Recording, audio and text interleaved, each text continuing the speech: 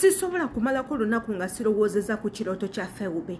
Phoebe yaloose ekirooto ne kinjizaayo mu biseera byange emabega nga nkyali mwana muto when I was still a girl.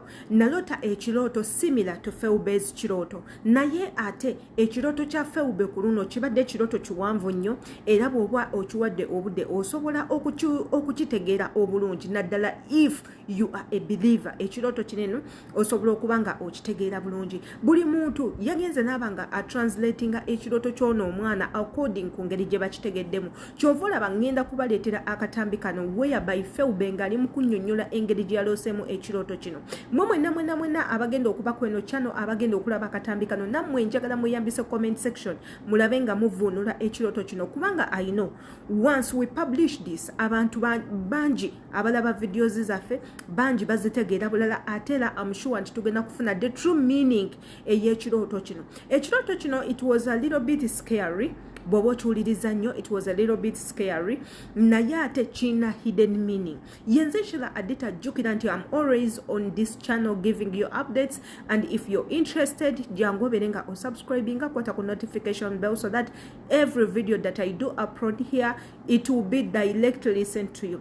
Jangu obeere nga otwegatako become one of our communities. Jangu obeere nga otwegatako. Ngenda banga mbaterawo ekirooto kya Phoebe kye yaloose igwe olowooza kuno kwabadde kulabikibwa malayika yabadde egezaako kwogera na Phoebe. Is it true Jesus Christ is coming or is it true we are in a punishment era? Is it true God really spoke to Phoebe? Is it true that Phoebe really got yafunye okulabikibwa?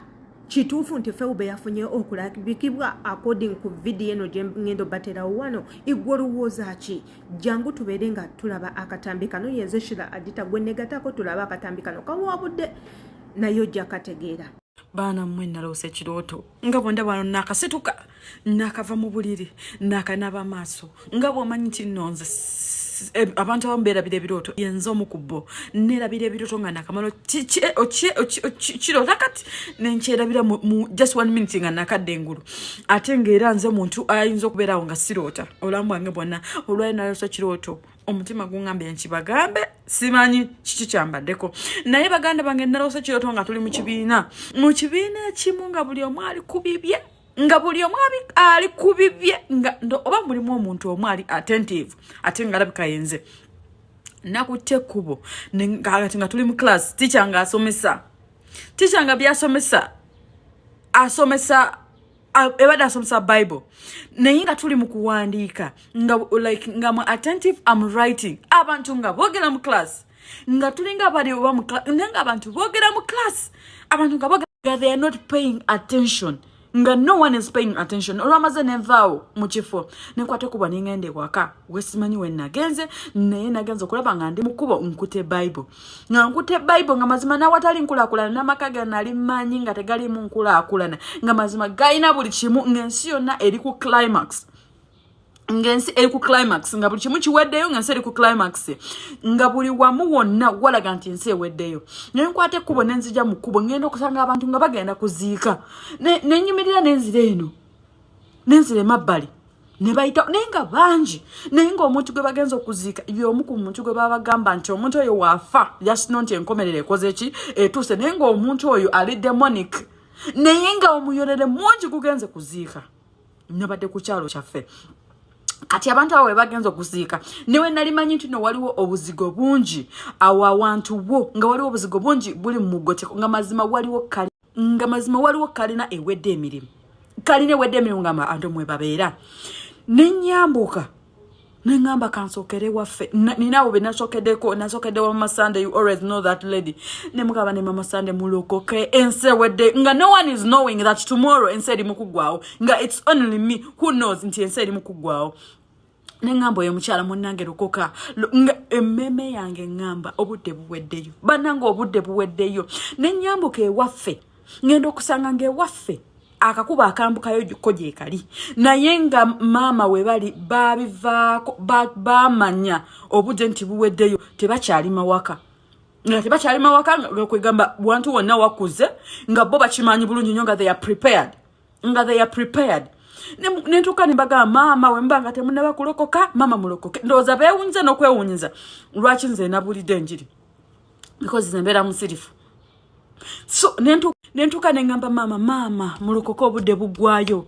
muzeeyi gwe Kate nengamba omwala yabaddawo nga alina omwana ng'ate Kate nga mumanyi nembagamba obudde buwedde nga batudde bo bamanyi kyekiddako nebagamba ye mwana wange obudde buwedde ninga wakuze waka tebali mu kulima they are prepared balinze lunaku lwanca nenyambuka nensanga abaana ab'essomero nembagamba banammwe mulokoke nensoka nembagamba hi muli mutya nembagamba nze former like I'm the Ogi of Yale High School n'amasomero amalala ne babanga abayimirira abamu ne bagaana nga balala basatu be bayimiriddewo okumpuliriza nga tebampadde na attention nga sina na kye nnabagambe nembagamba baana mwe nemba shouting la babadde bali mu kudduka nembagamba Yesu abaagala abaana mwe mulokoka obudde buweddeyo baana mwe mulokoka obudde buweddeyo abaana ne bagenda bugenzi bamuna bamwe abawulidde simanyi baba bitute no bitwala nenyambuka mu ekyo kizimbe kye nalabye ogwali omugoteko ku kyalo nga waliwo emizigo mingi bazimbawo kalina banange nagenza okusanga nga bali kubya banange abantu nembaga bane obudde nga buweddeyo olunaku nga lwanca banange ensi eri kubyayo nga buli wamu simanyi nakumanya nga it's on me who knows nti kino kintu kya happenings na kino kya happenings Jesus is coming back era bana mwembagamba Katonda ali mukujja Kristo ali mukujja wakana cho wakana with your mind I don't care obo wakana chenkana chi just know Jesus is coming back. If you don't repent and you agree that Jesus Christ is your savior, my dear, ebintu byonna mubirabye tunula mu kitabo kyo ebintu byonna bakyali kibiranzeeko bwe kiba tikibirangangako my dear just know ebintu bitabuse eto nkibabuulidde because nagaza omaliza ekibuuzo nga it requires me kubagamba kino kirooto obudde buweddeyo obudde wadolabanga obudde obuweddeyo because nabadde mu kirooto ekyo mukumaliriza nga ndi mukubuulira enjiri abantu abo mbagamba ebintu tebabitegeera ne mbagamba baana mmwe olunaku luyinza okuba lwanca olunaku luyinza okuba wabulayo wiiki emu wayinza okuba wabulayo mwezi gumu wayinza okuba wabulayo mwaka naye ng'olunaku lwanca. That is what is in mind. I rarely dream. Sit ota. Ne wamba na kalota we but mbierabira. Necho no laba nchijukidde ngomanya Katonda ayagala nchibagambye. Nze mbagambye baganda banga ban followinga. Abatono nnyo balabye no video mbanabye. Bwe mutalokoke Jesus have said it. I have said it because waliwo ebintu ebimu byesogera nongamba mbyogere neyini nkola ninemererwa. I have said it sinagwentya Jesus is coming back if you don't repent. Era nga bw'omanyi bwe muli abawakana n'abaseka naye Katonda gwe mujulizi wange. Njagala comment eyo gy'awandiise bubeera obujulizi ku lunaku lw'enkomerero because waliwo abantu be nasanze mu kkubo byesijjukira bulungi. Ninga mukama bana abantu bensanze mukubo ne banzivoola leka bubeera obujulizi ku lunaku olw'enkomerero. Lowooza tuli mu kwerogoza bino ebintu togenda bisanga byenjogera tojja kubisanga ku Phoebe ojja kubisanga ku muntu nga muzungu ng'ali mu Amerika okuva mu bitundu ebyenjawulo. Just eno message tewali atagenda giwulira. Teri atagenda wulira kigambo kya Katonda kamwogere bitya kamukole butya wabula nsaba Mukama ow'obuyinza buno abufuula obujulizi omuntu ono w'atarepentinga let it be nga bw'ogamba nti buli muntu ekintu kye yakola bwe kiba kigambo kigenda kuvaayo kyeyogerere kyokka kyambala omubiri nga bw'ayogedde no comment. Njagala olunaku luli eri aleme kubaako na kyagamba bw'aba teyeenenyeza oba yeweneenenyeza well and good kiveeyo nga bw'akyogedde kigambe nti nze kino ekigambo ono omuwala kye yayogera nti kati gwe naawe otandise okwerogoza kijje mu maaso ge kimugambe nze kigambe ekyo nze gwe wayogera because tugezaako bagamba naye olw'emitima gyabwe mikakanyavu. Waliwo ekiseera kya Nuwa baakaayana, waliwo ekiseera kya Sodoma and Gomorrah still baagaana ne guno omulembe tukimanyi nti gye bali abagaanyi wabula ate tumanyi waliyo abo be tugamba ne bakkiriza. Mukama tusaba buli muntu abiyisaamu amaaso omulaga obujulizi obwo atuuke ewantu yeekubemu mu mutima yeenenye mu mmeeme ye ategeere nti Kristo ye mulokozi we tewali kirala. ekyo nkikubuulidde tewali agenda laba bwakabaka bwa Katonda nga talokose. Nkiddamu tewali agenda laba bwakabaka bwa Katonda nga talokose. Ne wooneewolereza ne woonoogamba ki ne bw'onoogamba ki mukwano ekyo nkimaze sikiddamu. And I am still proud of myself. N'ekirala, I don't fear anyone. Ndowooza mwenna akatambyako mukalabye bulungi naye the question is still on the table. I'm asking, do you really think PHOEBE got a call from God? Was PHOEBE's dream really a call from God?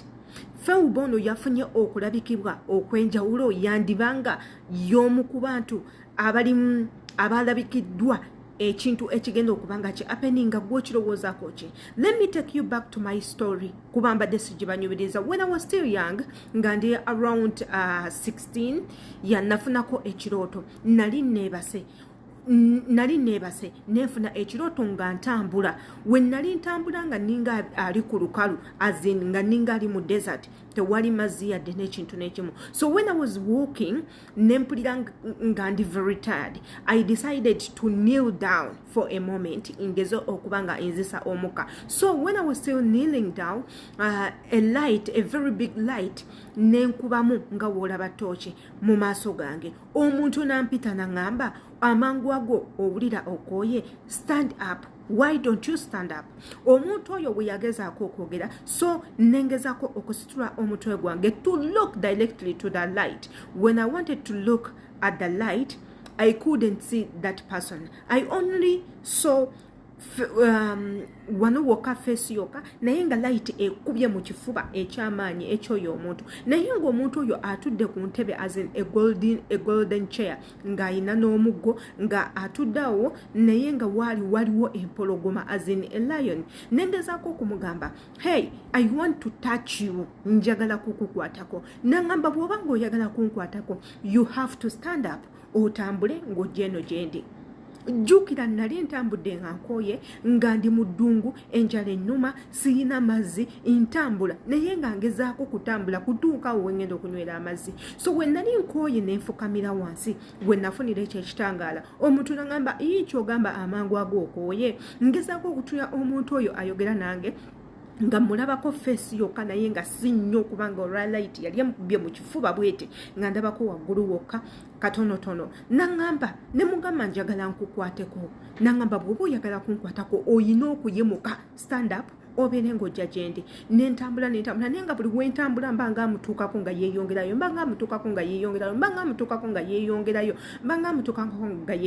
paka we natuuka awantu azini nga walinga ewali ennyanja. Awo awali ennyanja we nazuukukira ng'ekirooto ekyo bwe nakomera ekirooto ekyo. So I decided to speak to one of my siblings, my sisters abakulu, ne mbagambako ekintu kye ndoose. Sister wange omu n'agamba maybe ofunye okulabikibwa okuva eri Katonda. So ekirooto ekyo kyambotheringa nnyo. Since that I come from a Muslim family, no one asobola okunzikiririzaamu kubanga bo balowooza ebintu weebityo biyinza okuba nga byabalokole. And you know, we come from different we have different religions, believe in different things, we have different ideas ebikwatagana ku Katonda. So nga bwe ndeetawo ebyo bajja gamba omwana ono oba ayagala kuva mu busiraamu adde mu bulokole. So ekirooto ekyo kyambotheringa nnyo until bwe nagezaako okukinoonya. I got a friend of mine kuva ku ssomero ne mubuulira omukwano gwange oyo yansitwabula mbalamba n'antwala ewa Pastor Kakande. When I went to Pastor Kakande's church, nenjogeramu naye era bwe yajja nze gwe yasongamu mu church yonna ennamba nagamba omuwala ayambadde skati ya black ngerimu ebintu bya white ne blouse eya black, jangu mu maaso nengenda nenjogerako naye nemubulya kyemubuulidde n'akinyinyonyola bulungi nnyo. Nangamba nkiraba ova na ku ssomero, ne mugamba sivaayo wabula ntoloseeyo. Gwaze naye aliwa ne mugamba wuuno. Nangamba kale genda mu ofiisi yange bakuwe transport edde ne bampa emitwalo 2 ne mukwano gwange ne bamuwa emitwalo 2. So njagala obalekera kinene nga mbabooza mulowooza PHOEBE yafunye call oba kino just kirooto. Gw'olowooza ki? Kamanyi by'olowooza ng'oyita mu comment section gwe nga tewelabira ku subscribinga, ku likinga, notification bell tugirabira ejja kuyambako nnyo nga buli video gye tuteeka nawe ekutuukako. Embaagala nnyo.